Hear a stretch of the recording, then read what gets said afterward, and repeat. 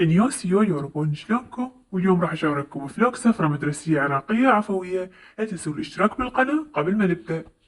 اول شي بديت احضر الجنطة. اوكي، اول شي اخذت جزدان مال فلوس، وبعدها اخذت عطر. اخذت عطرين، واحد الي واحد لصديقتي، واكيد ميني وايبس لان نروح ناكل هناك، واخذت الرايحة تعدل بيها شكلي. وكلش صغيرة بتنحط باي جنطة انتو تحبوها. جلوس لانه راح ناكل، راح تنمسح الحمرة. هاي الاشياء البسيطة اللي الكل بنياتها. تمام. هنا بديت اخليهن داخل الشنطة. طبعا هنا احكي لكم واني ميتة من الفرح. وكلش تونست واستمتعت الصراحة بهاي العطلة. كان الجو يخبل، نص بارد ونص مشمس، بس ما كان حار، لذلك كان يوم يخبل.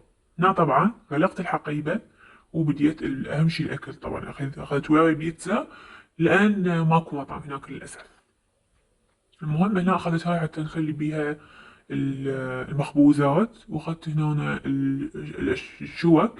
تمام. أخذت هنا القصبات حتى نشرب بيها العصير.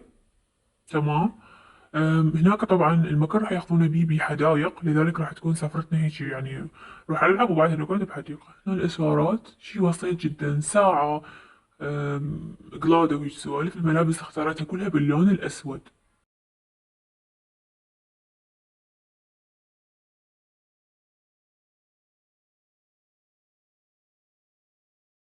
صورت لكم بالسيارة. للأسف بنات أخذت كوبي رايت وقررت أغلق الفيديو. طلعنا كان أغاني ورقص البنات ما لوالي، كلش تونسنا بنات. هاي آخر سفرة لنا قبل السادس، لذلك حرقنا الجو حرق. طلعنا تقريبا الساعة هيجي بالتسعة.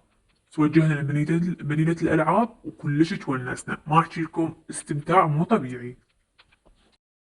وانتوا كتبوا لي تحت بالتعليقات شلون كانت سفرتكم، حلوة لو مو حلوة، واخذوكم لو لا. انا سمعت هواي مدارس بعد ما مسوين سفرة مدرسية ليش المفروض ياخذوكم حتى يعطوكم مجال تبرون شهر الثاني، وعطلة وراها يعطوكم مال نص السنة. روحوا تونسوا بنات، وكل وقت يعني فظيع. اللي عمره خسارة اللي ما يروح سفرة مدرسية بصراحة. روحوا لا تظلوا نايمين، ما يفيدكم النوم، تقدرون تنامون خميس وجمعة، بس هاي السفرة ويا صديقاتكم المقربات يعني ما تنسي أبدا، تظل بذاكرتكم مهما كبرتوا.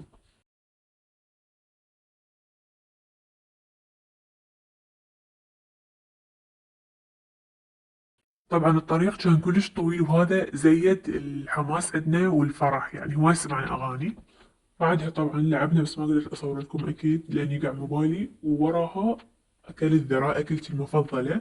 حتى صورة قناتي ذرة من كثر ما أحب الذرة تخبل. كلش استمتعنا بنات. وبس هنا وصلنا لنهاية الفيديو. كان فيديو قصير ولطيف وعفوي قررت أشارككم بيه.